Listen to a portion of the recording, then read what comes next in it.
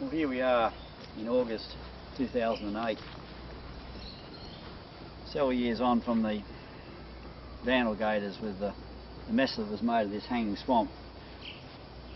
The area that was affected was right in here. From here the bulldozer went round here, down into there, and down into there. And what's the way out for a person that's done all that damage? For sale. And how do you sell it? Well, you advertise it as 7B when in actual fact it's 7A. So that's incorrect.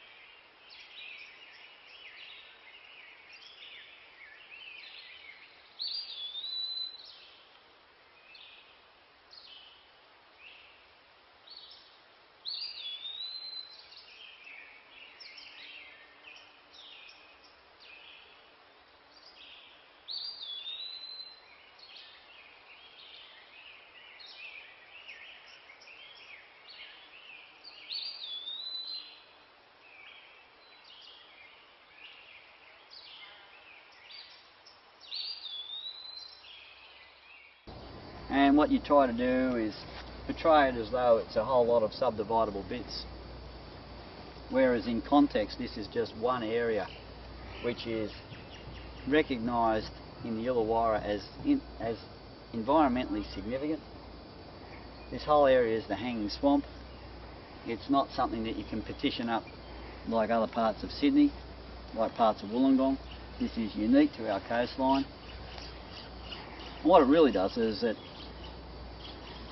it actually provides Wollongong Council or any council or state body with foresight the unparalleled opportunity to take this land and to put it back into the public domain and protect it for all times.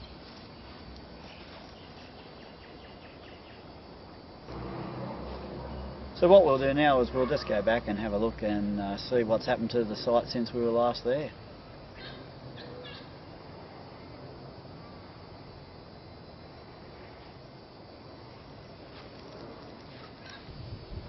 Right, well, here it is, August 2008. The problems of Vandalgators began February 2005, so we're 3.5 years later. And what's happened? Not a great deal. The land is revegetated slowly. But the most significant thing is that this area has been recognised for its value, and it's going to be reclassified to a greater strength, an environmental protection zone of greater strength.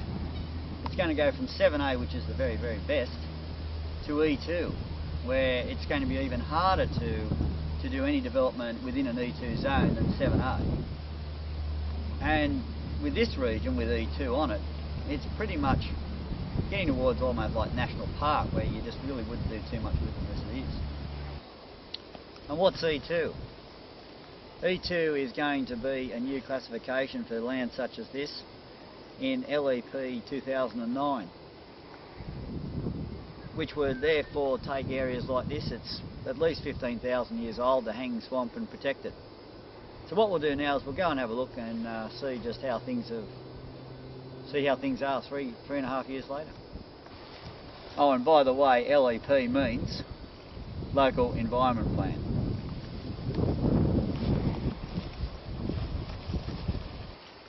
Well, I'm walking down the path where the bulldozer went in 2005, and it came down here. A few things we've done. You can see what remediation's taken place. Well, we've got a bulldozer screen. This robust structure here would stop any marauding bulldozers, and so hopefully that would discourage any similar practice for a second time. For the rest of it, the land's still depressed where the tracks of the bulldozers went, so that hasn't been restored, and it's just been left to try and recover as best it can itself. very, very disappointing considering the miscreant who did it, the person who actually authorised the bulldozers to do it, really should have been up for about $1 million fine, and that has not happened.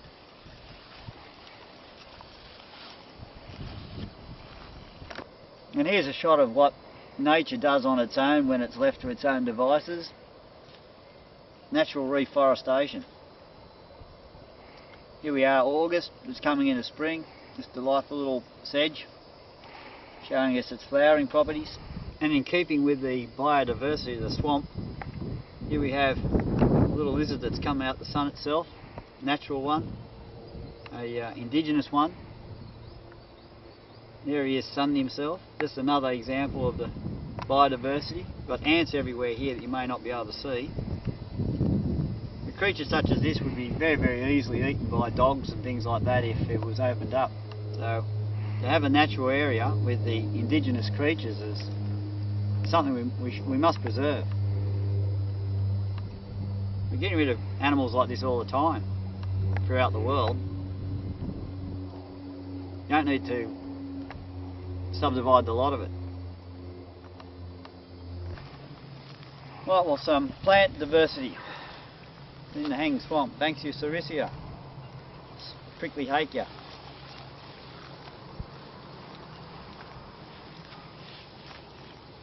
Got a banksia. We've got dear little wattle here. We've got native grevillea.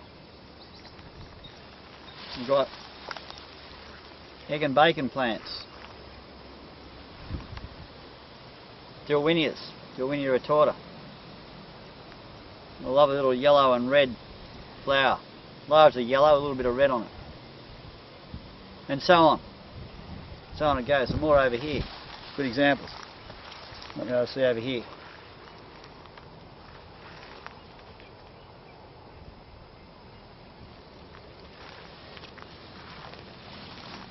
All within a few stretches. And here we've actually got Apacris microfolia.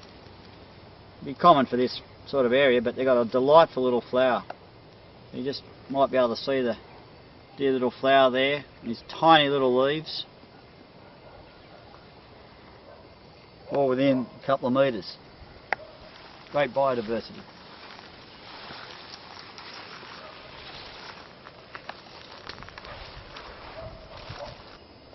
Well, here's signs 3 years later of the bulldozer destruction. We've got one eucalypt being knocked down there. Two fairly large trees, eucalypt trees going that way, quite a few metres. I guess the positive is, if left undisturbed and not sold off and cleared and taken down for formal gardens and roofs and houses and all those sorts of things that we've got plenty of elsewhere, nature will revegetate. Now here we have a healthy young eucalypt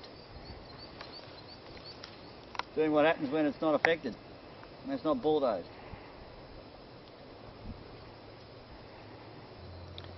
So here's a close-up of this plant. You can see the red part of the new growth, the luxuriant growth, typical of silvertop ash. You can see right up there, very, very rich red colour. While you're here, you can actually see some native ants. Good to see them in their daily affairs, working along.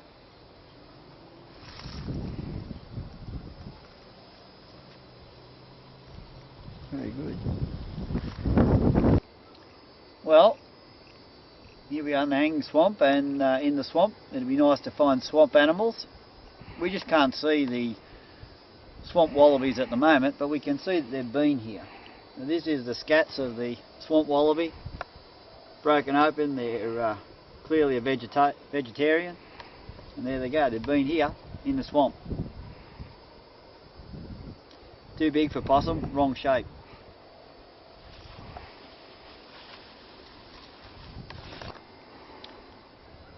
Well, just looking at here, you can see the watershed from the swamp, and the water, of course, fairly close to the surface, particularly following where the bulldozer went through, so not exactly as it would be naturally, but you can see the swamp, as best it can, revegetating itself slowly.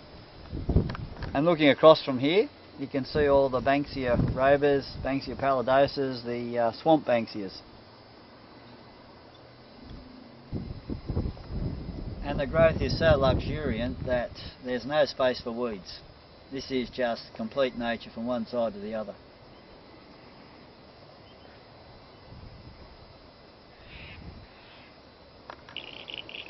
Well, being a swamp, you'd expect swamp creatures. Let's listen to them, the frogs.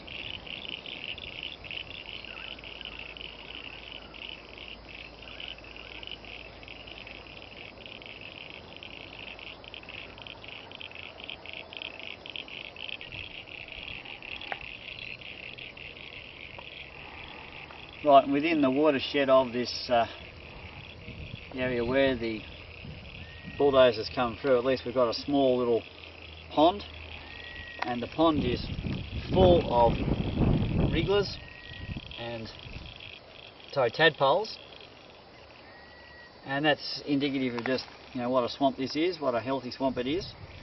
Wherever there's water, the frogs will lay their eggs. Frogs are extremely essential this day and age. Most of them are threatened by the chytrid virus, and good to see some living examples here. If this was all housing, areas such as this would be threatened.